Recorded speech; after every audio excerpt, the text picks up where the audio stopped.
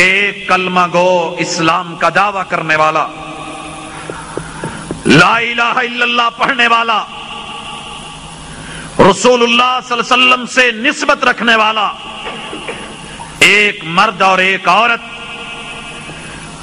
اس کو تب تلک سکون نہیں ملتا ہے کہ جب تلک وہ محمد الرسول اللہ صلی اللہ علیہ وآلہ وسلم کی ذات پر یا ان کے رشتہ داروں پر یا ان کے عزیز و اقارب پر یا ان کے ہم مجلس لوگوں پر یا ان کے ہم پیالہ و ہم نوالا افراد پر یا آپ کے ہم ماکل و ہم مشرب لوگوں کے اوپر کیچڑ نہیں اچھال لیتا یا ان کا گوشت نہیں کھا لیتا ہے۔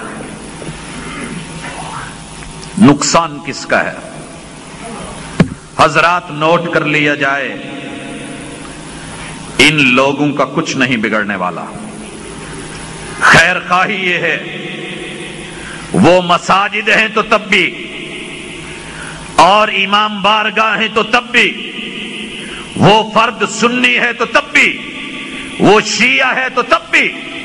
اگر کلمہ پڑا ہے تو اس کا کلمہ اسے اس بات کی اجازت نہیں دیتا کہ وہ لا الہ الا اللہ کہنے کے بعد اپنی من مرضیاں شروع کر دے اور جو لوگ بولیاں بول رہے ہوں ویسے وہ بولنا شروع کر دے، بلکہ اس کے ذمے ہے کہ وہ اپنی عقل سے سمجھے،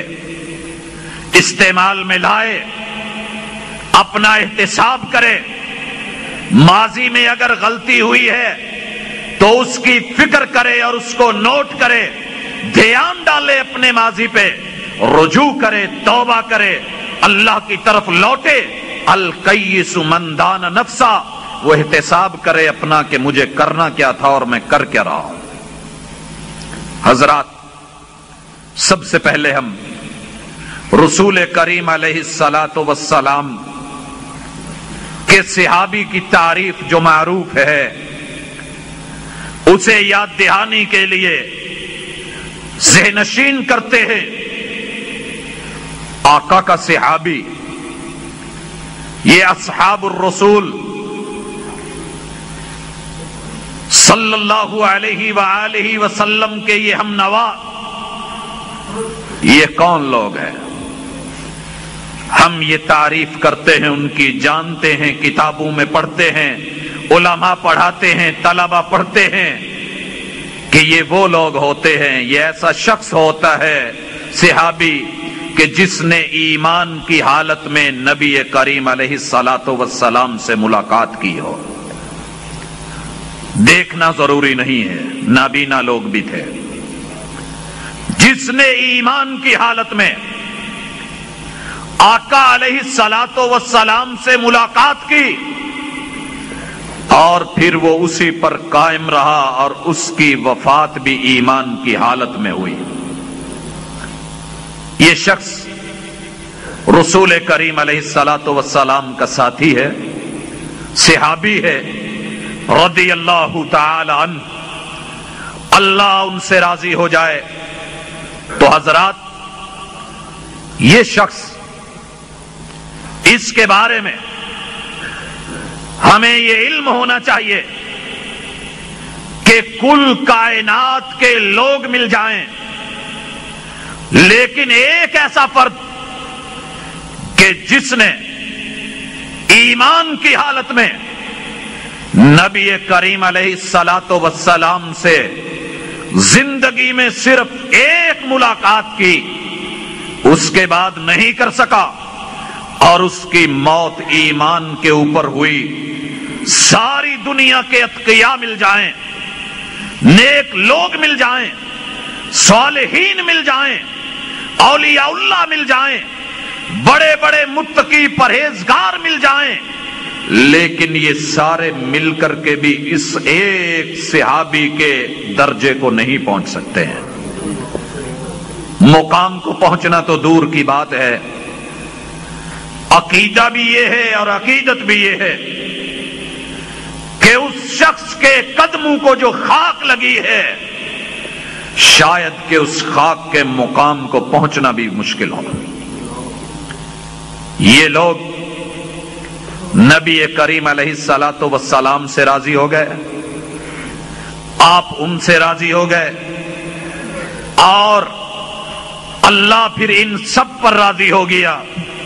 رضی اللہ عنہم ورضوا عنہ۔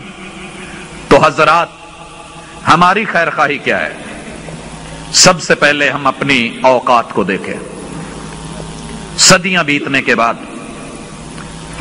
ہم نبی کریم علیہ الصلوۃ والسلام سے ایک نسبت جوڑ کے کلمہ پڑھ کے لا الہ الا اللہ محمد الرسول اللہ کہہ کے اشہد ان لا الہ الا اللہ اشہد ان محمد الرسول اللہ کہہ کے صلی اللہ علیہ وسلم، کیا ہمارے پاس یہ اتھارٹی ہے، یہ طاقت اور قوت ہے؟ کیا یہ اتھارٹی اللہ نے ہم کو سونپی ہے کہ ہم اس شخص کے بارے میں فیصلہ کریں کہ جس شخص کو اللہ تعالی معاف فرما چکے ہیں، جو ہم سے پہلے گزرا ہے، جو ہم سے اعلیٰ بھی ہے، افضل بھی ہے، اکمل بھی ہے، اطہر بھی ہے، اور اللہ کے ہاں زیادہ پسندیدہ ہے، اور وہ شخص کے جس نے ایمان کی حالت میں نبی کریم علیہ الصلوۃ والسلام کے چہرہ مبارک کی زیارتیں کی ہیں۔ اور یارو، ہماری ساری دنیا کی نیکیاں مل جائیں، میں سمجھتا ہوں شاید ہمیں وہ لذت نہ مل پائے جو اس نے زندگی میں رسول اللہ صلی اللہ علیہ وسلم کے چہرے کو ایمان کی حالت میں ایک مرتبہ دیکھ کر کے لذت حاصل کر لی ہے۔ تو پھر یہ کون ہوتا ہے؟ میں کون ہوں؟ آج گجرانوالہ کا واسی کون ہے جو اٹھے اور کائنات کے امام علیہ الصلوۃ والسلام کہ وہ ساتھی کہ جن کو محبوب نے خود نہیں چنا، آسمان سے ان کے رب نے چنا ہے، ان کے بارے میں بولے؟ یارو، ان کے بارے میں بولنے سے اہل حدیث کا یہ دعویٰ ہے، یہ ایمان ہے، یہ عقیدہ ہے اور یہ اعلان ہے۔ لوگوں، ان ناموس ہستیوں کا نہ کل کوئی کچھ بگاڑ سکا تھا، نہ کوئی آج بگاڑ سکے گا۔ بڑے بڑے ابو جہل آئے، فرعون هذه الامہ آیا، ابو لہب اٹھا، عتبہ میدان میں آیا، شیبہ آیا، ولید آیا، کفر کے امام آئے،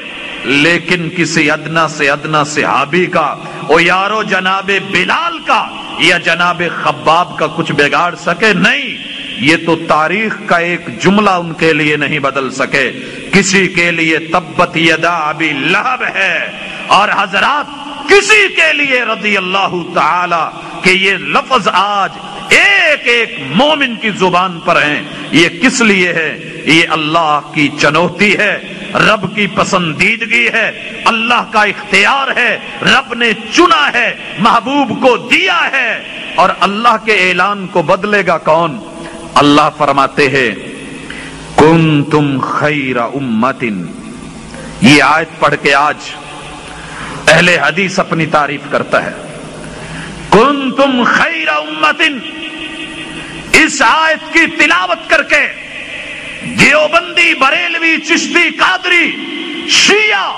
ہر کلمہ پڑھنے والا اپنی تعریف کرتا ہے، لیکن بھول جاتا ہے جب وہ صحابہ کرام کے بارے میں اپنی زبان کو غلط طریقے سے حرکت میں لاتا ہے کہ اس آیت کے سب سے پہلے مصداق یہی لوگ تھے جن کو صحابہ کرام کہتے ہیں، جس اعلان کو ان لوگوں نے اپنے کانوں سے سنا تھا اور آنکھوں سے جبرائیل کو اترتے دیکھا تھا، آقا علیہ الصلوۃ والسلام کے لبوں کو ہلتے دیکھا تھا، اور محبوب کی آواز کو اپنے کانوں سے سن کر کے پھر قرآن مجید کو آگے بیان کیا تھا، حفظ کیا تھا اور